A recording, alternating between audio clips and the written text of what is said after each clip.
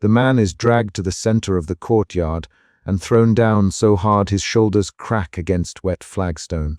Fear arrives in the witness as a hot animal pressure behind his ribs. He forces his eyes open and keeps watching.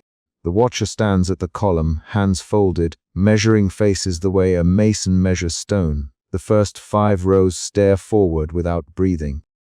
One woman in the 6th row trembles and squeezes a wooden token until the grain leaves an imprint in her palm. The witness was assigned this seat 2 months ago. He had arrived thin, driven by debt and a single, private failure. A stolen loaf, a fight that left a man hurt and a name given to the wrong lord. He sits between Mara and an older man named Thomas. They came because the court required them, and because the law made watching a punishment as severe as any other.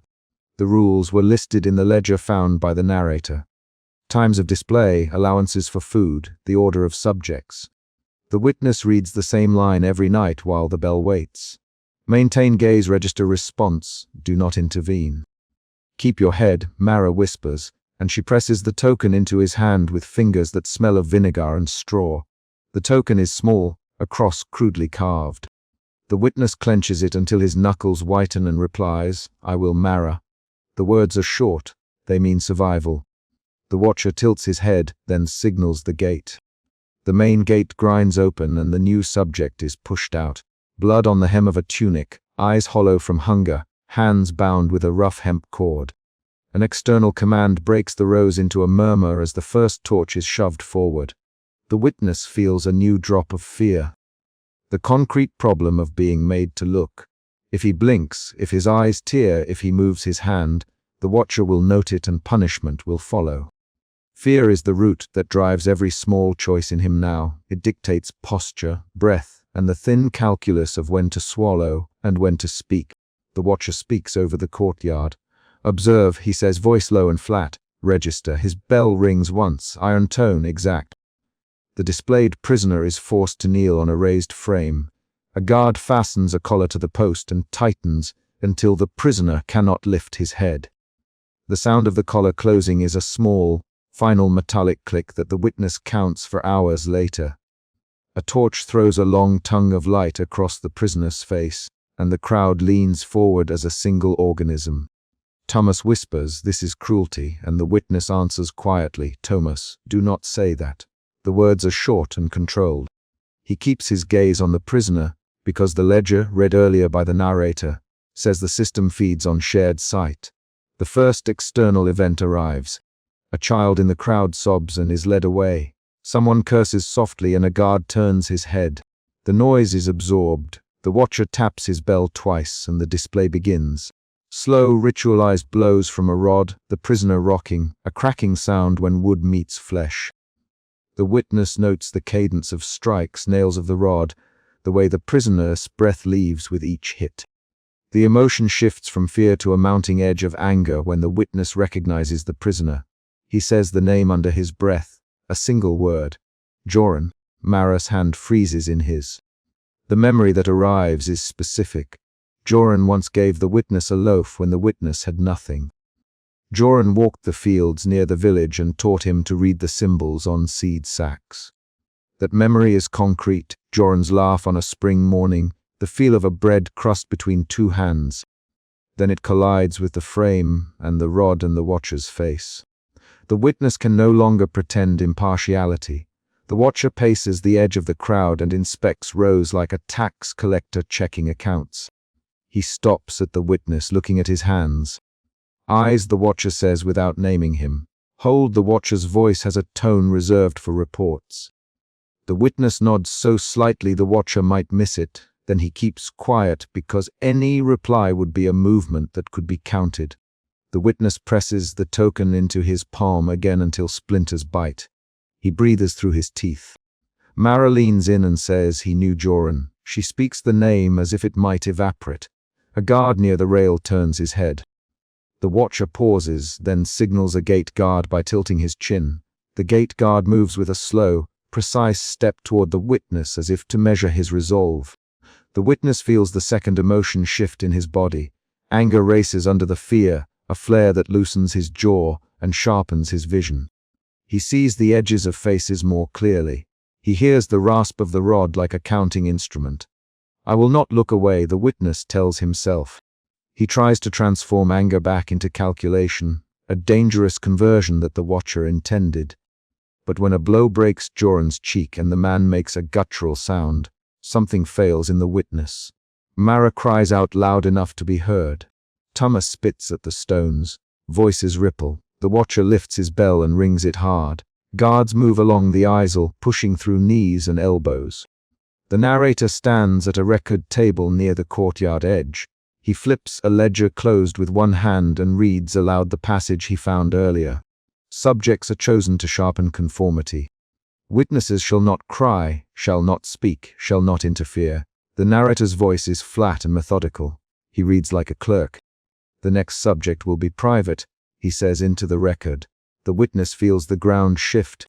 A private display means fewer observers, a performance intended as punishment for someone specifically chosen by the watcher. The ledger's line reframes the event from ritual to targeted threat. Someone in the crowd, an older man named Rollo, says this is not for law. It is for show. The watcher turns. Rollo, the watcher says, and the name is a small thing that clamps the man's mouth. The watcher's authority is plain. He can call names and unsettle people with a tilt. The crowd compresses. The narrator steps back and watches. His notebook is closed now, a stone anchor at the records table. The watcher walks to the front, bell in hand. He announces a private showing and the gate opens again. The witness looks at Joran's face and recognizes the scar under his left eye he once cut on a fence. The memory is tactile. The sting, the hand bandaging the wound, Joran laughing soft and clumsy. This recognition pushes the witness from observation to unbearable proximity. The third external event happens. The watcher names the prisoner's crime, an accusation that contradicts the witness's memory. Treason, the watcher intones. The word lands like an accusation in the witness's chest and changes the moral geometry of the courtyard. Joran did not, Thomas says sharply. He never, the watcher cuts him off with a look. Thomas, the watcher says, and the single syllable freezes Thomas's next words. A rapid exchange unfolds at the rail. Release him, we cannot. He is innocent. Obey, the back and forth is short, 3 to 5 lines, each name used to pin the speaker. Thomas, listen. Gate guard, hold. The guard's close ranks. The witness' hands begin to shake, but his jaw tightens into a decision. The witness stands. He has not acted before. The crowd registers this small motion as an irregularity. The watcher narrows his eyes and signals the gate guard to approach. The witness does not wait. He slams his token against the iron railing with both hands and breaks the wood into 2 splinters that fly into the air and land on the stones. The sound is bright and final. He reaches for the iron keyring at the watcher's belt. He knows the belt from watching the watcher walk his rounds. And for one instant he imagines undoing the collar from Joran's neck. Guards surge. The watcher rings his bell 3 times and shouts, "Seize him." The gate guard lunges and pins the witness to the stone. A struggle erupts. The witness strains, Mara screams his name. Thomas rips forward and is tossed back by a guard's shoulder.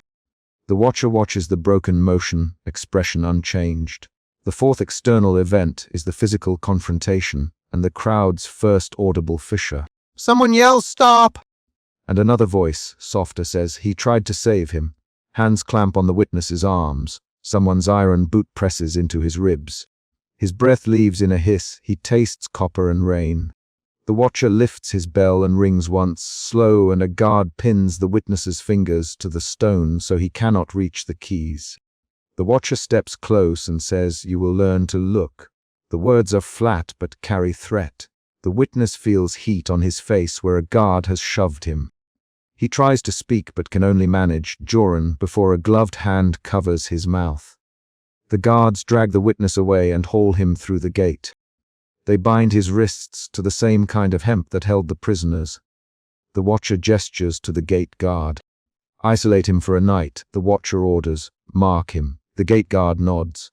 The witness sees Thomas reach for him and then stop as a guard forces Thomas to sit. Mara reaches out and slaps the witness's wrist with the heel of her hand once, a small, desperate gesture. "Remember your face," she says, and that is the first direct plea she has made aloud. After the retreat, the courtyard empties in stages. The narrator closes the ledger and tucks his spectacles onto the worn pages. He writes one line and then pauses, pressing the pen hard so the ink leaves a dark impression. He records names, the witness, Joran, Mara, Thomas, and the time. He notes the private designation beside Joran's entry and underlines it twice. The fifth external event is the ledger's notation. It transforms the witness's small rebellion into a recorded act. When the lights dim and the torches gutter, a cracked handheld mirror lies on the damp stone, where someone dropped it in the scuffle. The narrator picks it up, holds it over the stage, and the mirror reflects an empty frame and a single candle. He tucks the mirror into his coat and closes the ledger. The watcher steps forward and collects his keyring from a guard's hand.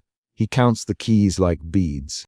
The witness is taken through a side door and thrust into a cell, where the air smells of wet straw and old sweat. Inside the cell, the witness presses his face to the rough wall and feels the heat of his own tears. He has shifted twice now. Fear to anger, anger to a brittle, shaking resolve. He remembers Joran's laugh, the bread crust, the name of the farm where Joran once slept under a pile of hay. The memory is not an abstract image. It is a sequence of sensations and small facts that refuse to be smoothed into metaphor. He whispers Joran and presses his palm into the splinters of the token lodged in his pocket. Outside, the watcher and the narrator speak in low voices by the ledger table. The narrator says someone defied the ritual. The watcher answers, "Mark him." Make example, they exchange 3 short lines of negotiation, names spoken like tools. How long? Until he recants. Until the ledger demands otherwise. The watcher's tone is not rhetorical, it is administrative. The narrator writes the order in the margin. A small twist appears before the chapter closes. The ledger contains an older note scrawled in a different hand that the narrator had not noticed until he moved the watcher's ceremonial bell aside. The note names a dunner who once paid for the public displays with grain shipments and mentions a relationship between a steward and a local authority. That note reframes the private showing as not merely punishment, but as leverage. Someone had an interest in Joran's removal. This new reveal changes how the witness's action will be treated and who stands to gain from his suppression.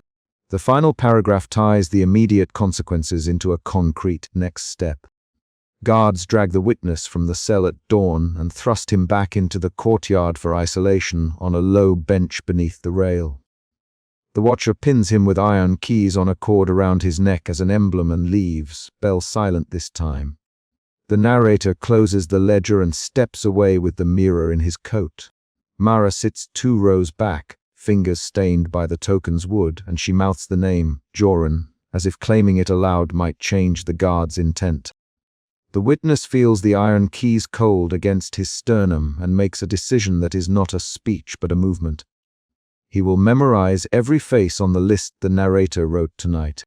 He counts them out loud in a voice the guards cannot gag, and the counting becomes a small, dangerous act of record and refusal. The chapter ends with the watcher's footfall fading toward the gate, and the witness still holding one concrete thing. The number of names he has committed to memory, the exact groove on Joran's cheek, the smell of a loaf of bread, and the iron cold of the keys at his throat as the gate closes with a hard, final thud. They hauled the woman into the ring, and he heard his name form on the air in front of him. Guilt burned at his ribs. The witness stepped forward when the guards shoved the rope aside and saw the woman's jaw, the small crooked nose he had seen in a market stall years ago, the same chipped tooth when she spit. He remembered the first vigil, the man thrown down so hard his shoulders hit the flagstone and cracked. That memory was a precise sound, a sick, wet slap on stone, and it pushed behind his sternum now, a pressure that told him why he had stayed in the gallery for so long. The watcher stood at his column, hands folded. The witness's breath came shallow. He did not plan this. He had not arranged this face. Guilt made him keep his palms open, fingers rubbing the carved wooden token he always hid beneath his cloak. He had promised himself he would watch, because watching was what they required. The promise sat in his mouth like a bitter herb. The problem was clear within 5 steps of the gallery rail. The system demanded he witness the breaking of a person he could name. If he looked away, the watcher would punish him. If he looked on, he would help erase her.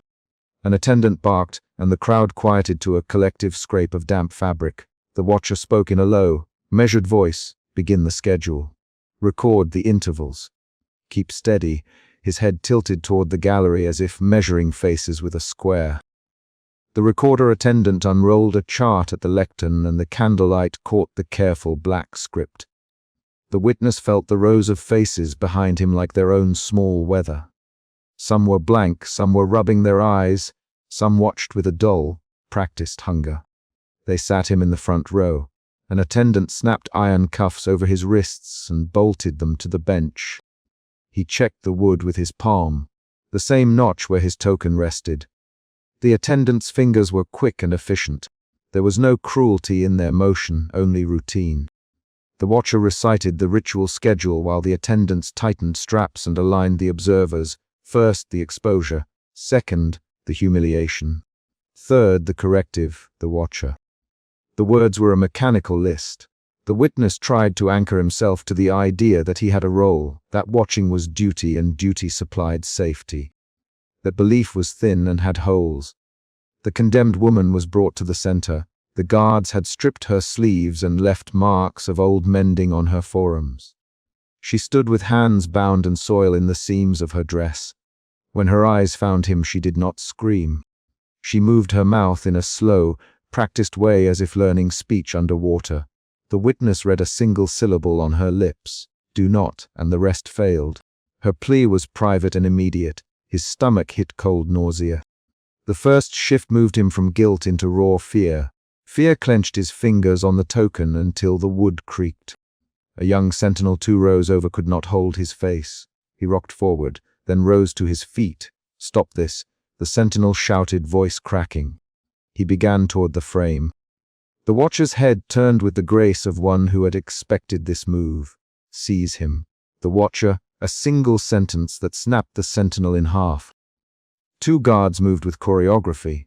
One caught the sentinel's collar, the other clipped his knees and dragged him down the gallery steps. The watcher signaled, and a correction was applied with a blunt strap at the base of the sentinel's neck. The sentinel fell back into his seat, chest heaving, lips blue for a moment. The crowd watched the correction in silence. The watcher lifted the narrow ceremonial bell and rang it once. For the witness, the sound cut through the nausea. A simple metal note and the cruel knowledge that compassion would be punished. He turned his head and met the recorder's small, unreadable face as the chart was unrolled again. The attendant tapped columns, broadcast copy for the North District. The attendant plainly stated, 2 copies for the registry. 1 for training. The witness felt his role widen beyond personal torment. He was a sample for a system. The ritual display began. The condemned woman was forced on a low frame. Workers tightened ropes to a measured spring, pulled and released in staged intervals, so the pain would be steady and visible but not fatal. They burned the edge of her sleeve and let a coiled pipe hiss steam across her hand. They drew out humiliation. They stripped her shoes and put a placard on her chest with a single word. The witness watched each calibrated move. He had learned the grammar of such cruelty. Timing, breath count, the way the body recoiled to cue the next action. He recorded those details in the back of his eyes, unwillingly precise. Around him the observers fell into small patterns. An old woman tapped the bench with 2 knuckles at every strike of the bell. A pair of men exchanged whispers at measured intervals.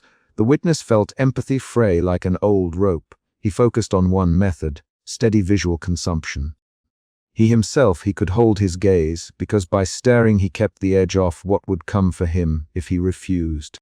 That reasoning held for a while, until the condemned woman turned her head and fixed her eyes on him again. She mouthed words that did not match the sound in the courtyard. "I am Nora." The name hit him with clarity. He had sold fish beside her mother once. Memories arrived not as mist but as exact scenes. The stall with a red, painted scale, Nora's laugh when a boy stole a lemon, the cradle of her wrist when she tied a knot in a net.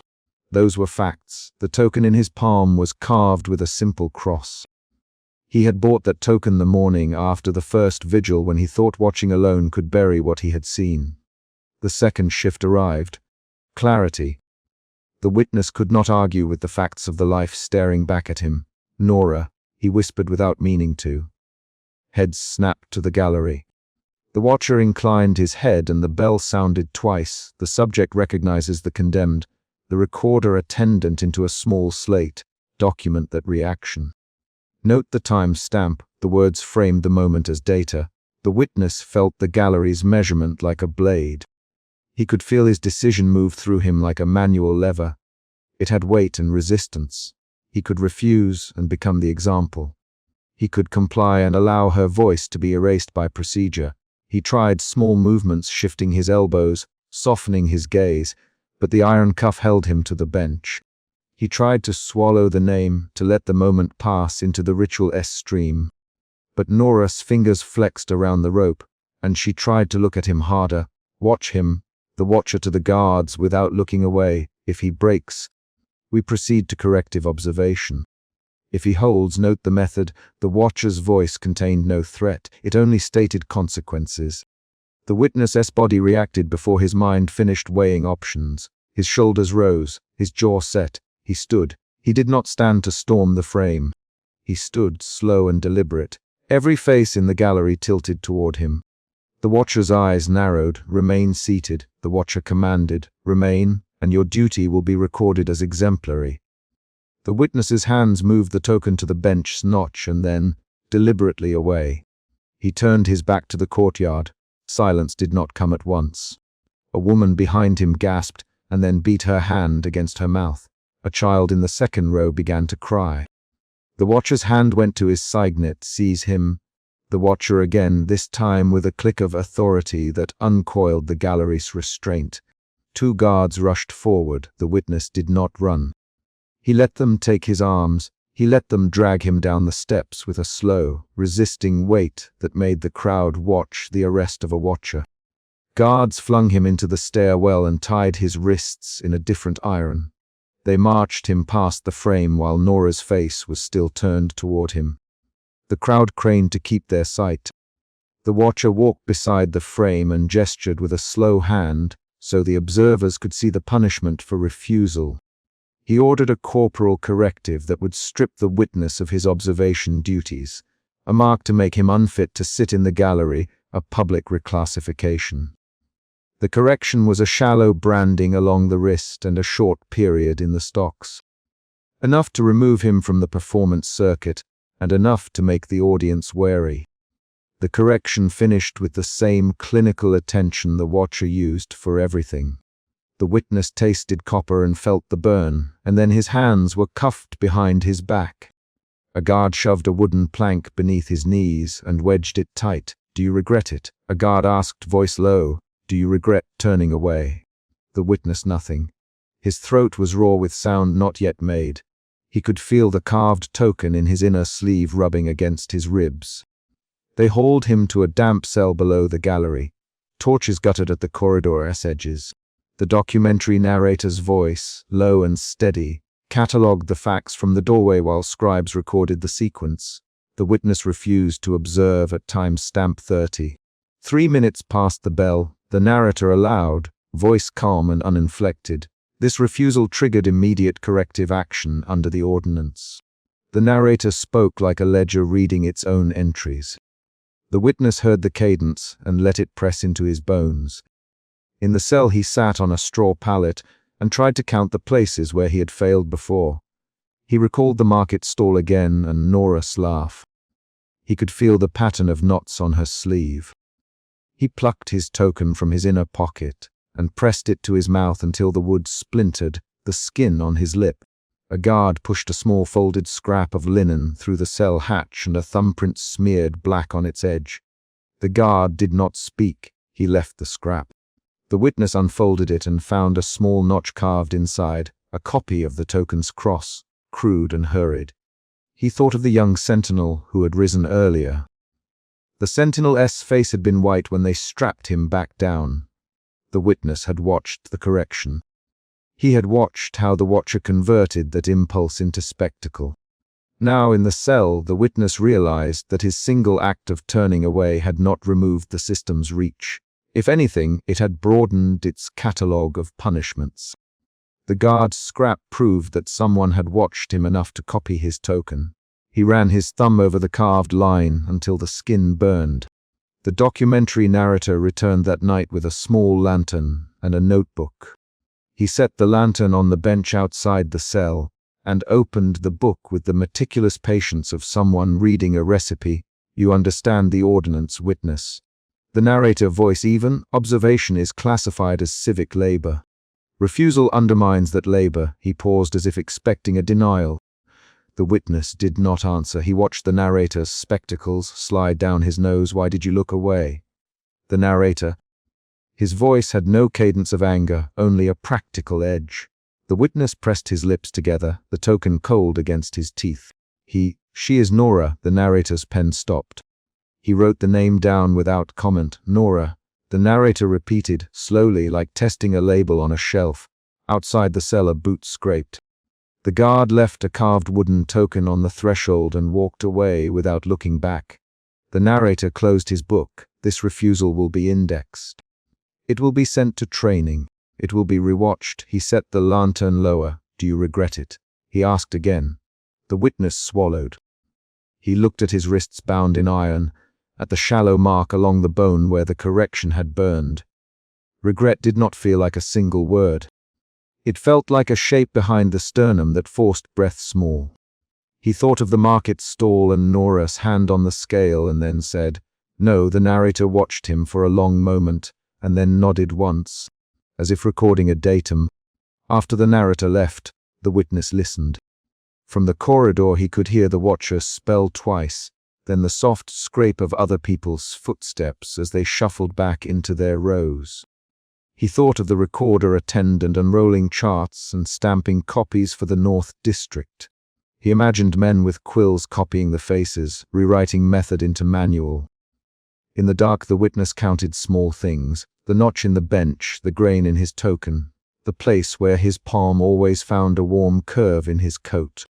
He held these as evidence, as a list of what remained human in him. Word moved in the courtyard in a way the witness had learned to read. A guard slipped a note under the door before dawn. The note bore 3 short lines written in cramped handwriting. A seed is cheap. Keep it safe. A friend. The witness read it twice. The sentence was not sentimental. It contained a plan. He folded the scrap and tucked it into the notch where the token lived. In the hours after dawn, the witness was released from the cell, but with a new designation. The watcher had changed his status. He was not allowed to observe. Instead, he was assigned to catalog maintenance in the registry, a quiet way to be kept near the mechanisms while being removed from their central stage. The moves were deliberate. Keep the person close enough to be useful, far enough away to discourage repetition. As the watcher oversaw the reassignment, he spoke to him once in measured tones. You acted. The watcher, we will catalog your method and your consequences. That is how order refines itself. The witness only nodded. Throughout the reassignment, the witness noticed small reactions from others. The young sentinel's eyes found him and then skittered away. The recorder attendant kept glancing at his ledger where the time stamps were recorded. The narrator walked past with his book clutched close and did not look up. Someone had left another carved token under a loose stone at the registry door. The notch was a copy but rougher, and inside it a single hair had been pushed into the wood as if to mark provenance. The witness took it and pressed it into the curve of his palm until the skin opened. The watcher continued his work with the same cold geometry.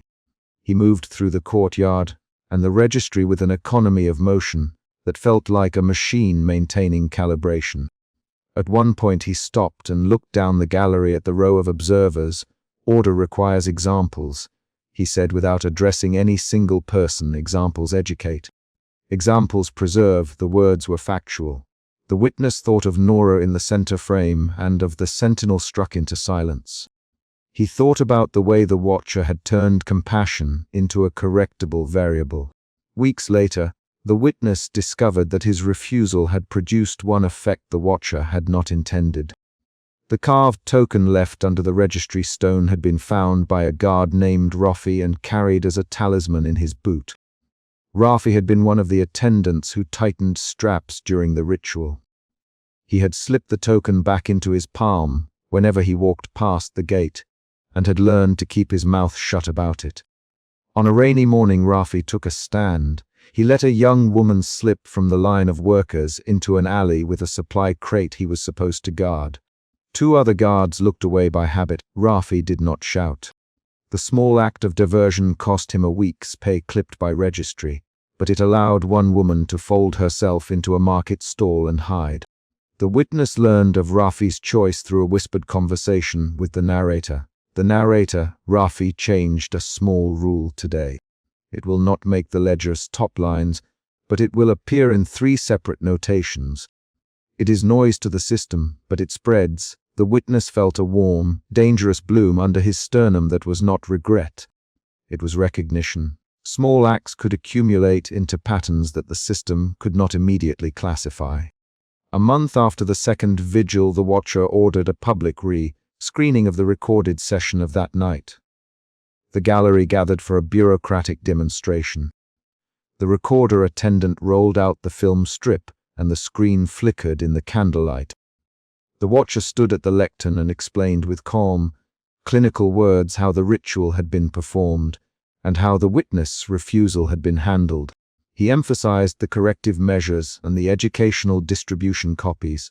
The witness watched the flicker and saw his own profile on screen turning away. The image cut between Nora's face and his motion, making a sharp editing point the watcher used to instruct. When the reel ended, a hush followed. Then, in the dead center of the gallery, a woman the witness had never seen rose and placed a carved token on the lectern. She had the same chipped tooth as Nora. She did not speak. She laid the token down and walked out. The watcher froze for only a breath. He had not expected a public offering. The recorder attendant jotted the event. The witness felt the room tilt in a small, physical way.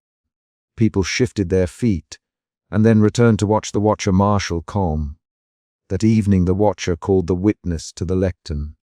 He spoke not with fury, but with the measured tone he used for rulings. "You forced the system to number itself differently," he said. "You have become a recorded variation. You will serve out your reassignment and be noted in the registry as a case study." He tapped a finger on the ledger. "The program continues. We will not change for one example, but we will index it." The witness kept his face still. He thought of the carved token left on the lectern and of Rafi hiding a woman in a market alley. He felt a clarity that had nothing to do with triumph. It had to do with choice. The final pages of the registry's month-end report included his name and a block of observations. The documentary narrator read the block aloud in the courtyard when the watcher was not present. Refusal observed, corrective administered. Example recorded. Secondary contagion noted in guard cohort recommend. Training module update. The narrator's voice carried the ledger's distance, but also the fact that someone had written contagion beside Rafi's name. The witness folded the report and tucked the edge into his coat. He carried it like a small contraband. At dawn of the next week, a courier brought a single scrap of linen to the witness's residence. No one would have thought a scrap could alter rules. The scrap bore a crude map of the registry's storage attic and the word, "Teach them." It had no signature. The witness traced the ink with a fingertip and then slipped the map into the carved notch of his bench at the registry. He slept that night with the map under his pillow and the carved token warming against his sternum. In the dim cell where he had first come to clarity, a guard came in one morning with a plain wooden box. Inside lay a second carved token with the exact cross cut and a single strand of hair lodged in the grain. The guard placed it on the bench and did not speak. The witness picked it up. He felt the wood's weight and the grain's direction. The token was not a slogan. It was a specific object that tied him to others. When the watcher next convened the gallery, the witness watched from the registry doorway. He would not return to his seat for observation duties, but the watcher still counted him in the ledger. The watcher recited the schedule as always. He watched faces with the same mechanical attention. But in the crowd there were more scraps. Tokens tucked in belts and shoes, a notch carved on a guard strap, a woman's thumbprint pressed into a ledger margin. The system remained intact, but the witness could see the thin lines that hinted at different calculations. The chapter closes with a recorded quiet. The witness sits in the registry with a clean workbench and the carved token before him. The documentary narrator steps in and catalogues the concrete aftermath. The witness removed from observation, a brief brand applied, the reclassification, the copy distributed. The scattered acts of diversion traced to 3 guards and 1 market vendor. The narrator writes these notes into the ledger. Outside, someone drops a second carved token in the registry's waste bucket, and it glints in the candlelight. The final concrete beat occurs when a guard named Rafi approaches the witness at the workbench and lays his palm down with an offering. A small carved token, rougher than the others, with a notch that fits the witness's thumb. Rafi's voice is low. "Keep watch in other ways," Rafi says. The witness takes the token and presses his thumb into the notch. He feels the wood bite his skin and leave a small line of blood. He nods once. The narrator writes the line down in his ledger. The watcher rings his bell twice across the courtyard and returns to the gallery. The registry's machines continue. The system endures. A carved token passes from hand to hand. The witness refusal remains a footnote in an official file, and separately a seed passed in secret. Concrete events resolve here. The witness turned away and was punished. The watcher recorded and distributed the case. The witness was reassigned. Rafi diverted a woman. A map and tokens moved among people. The watcher's apparatus remains functional and the observatory continues its rituals. But small, deliberate acts have begun to reroute the program's edges. The witness keeps his carved token, his transferred role in the registry, and the knowledge that a single physical refusal altered the ledger's entries. At the registry door, someone slips a final token under the loose stone and the witness hears the soft clink as it settles. He opens his palm and places the token in his pocket.